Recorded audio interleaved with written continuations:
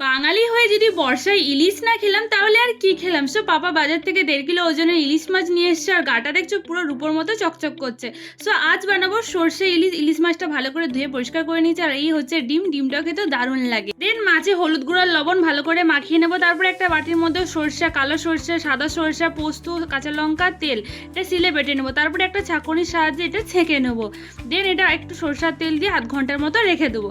আর guys এখানে গরম তেলে মানে কড়াই তেলে আর কালো জিরে দিয়ে দিচ্ছি, কাঁচা লঙ্কা। তারপরে একটু ফুটে গেলেই মাছ দিয়ে দেবো। আর এখানে আমি মাছটা দিয়ে দিই। আজকের বেস্ট কমেন্টটা পড়ে নিই। চুলের রং কালো, রানী দিদির ভিডিও ভীষণ ভালো। থ্যাংক ইউ সৃজিতা এত ভালো কমেন্ট করার জন্য। তো মাছটা আমি দিয়ে দিয়েছি। তারপরে আস্তে আস্তে করে উল্টে নেব। তারপর এর মধ্যে দিয়ে দেবো চেরা কাঁচা লঙ্কা আর জল দিয়ে এখানে 20 মিনিটের মতো ফোটানো দিলেই আমাদের মাছটা রেডি হয়ে যাবে। আর গাইস সর্ষে ইলিশ পুরো রেডি। ভীষণই টেস্টি হয়েছিল। তোমরা বাড়িতে অবশ্যই ট্রাই করো। যদি ভালো লাগে please like share and subscribe. By.